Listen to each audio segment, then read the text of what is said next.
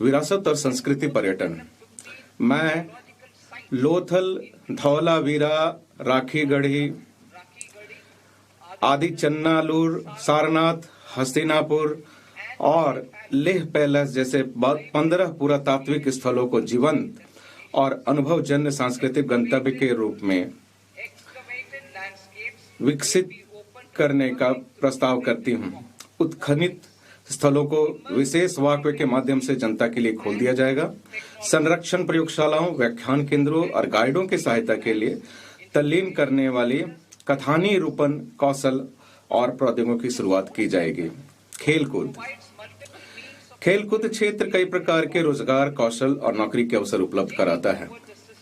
खेलो India कार्यक्रम के माध्यम से चल रहे खेलकूद से जुड़ी प्रतिभाओं के सुव्यवस्थित विकास के प्रयासों को आगे बढ़ाते हुए मैं अगले दशक में खेलकूद के क्षेत्र में बदलाव लाने के लिए खेलो इंडिया मिशन शुरू करने का प्रस्ताव करती हूँ।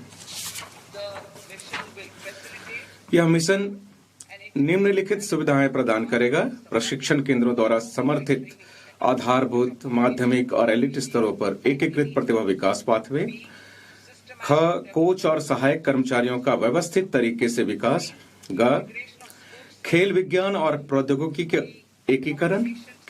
घ, खेल संस्कृति को बढ़ावा देने और प्लेटफॉर्म उपलब्ध कराने के लिए प्रतिस्पर्धा और लीग का आयोजन। और अंग, प्रशिक्षण और प्रतिस्पर्धा के लिए खेल अवसंरचना का विकास। हमारा तीसरा कर्तव्य विकसित भारत के लिए सबका साथ सबका विकास के हमारे विजन के अनुरूप है। इसके लिए निम्नलिखित के लिए लक्षित प्रयास किए जाने अपेक्षित हैं: छोटे और सीमांत किसानों पर विशेष ध्यान देते हुए उत्पादकता और उद्यमशीलता बढ़ाकर किसानों की आय में वृद्धि करना। ख, आजीविका के अवसर, प्रशिक्षण और उच्च गुणवत्तापूर्ण सहायक उपकरणों तक पहुंच प्रदान करने के माध्यम से दिव्यांगजनों का सशक्तिकरण। ग, मानसिक स्वास्थ्य और ट्रॉमा केयर तक पहुंच सुनिश्चित करने के लिए कमजोर समूहों का सशक्तिकरण। घ, विकास और रोजगार के अवसरों में तेजी लाकर पूर्वोदय राज्यों और पूर्वोत्तर क्षेत्र पर ध्यान केंद्रित करना। मत्स्य पालन। हम निम्नलिखित पहलों की शुरुआत करेंगे: 500 जलाशयों और अमृत सरोवरों के लिए एकीकृत विकास।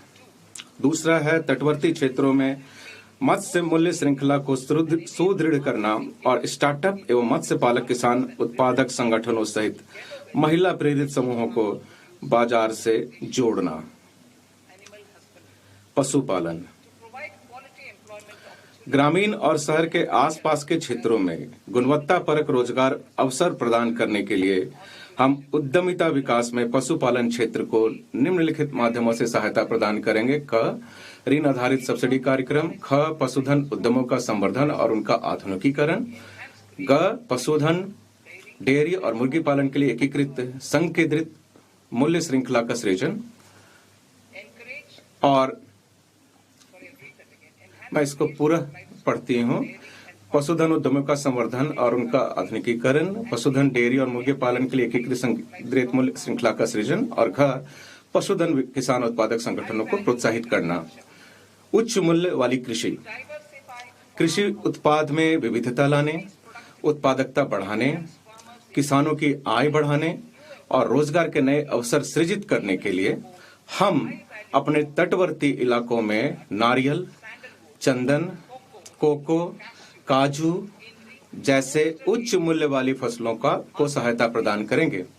पूर्वोत्तर में अगर के पेड़ों और हमारे पर्वतीय क्षेत्रों में बादाम, अखरोट और खुमानी जैसे गिरीदार फलों को भी सहायता प्रदान करेंगे। भारत विश्व में सबसे बड़ा नारियल उत्पादक देश है।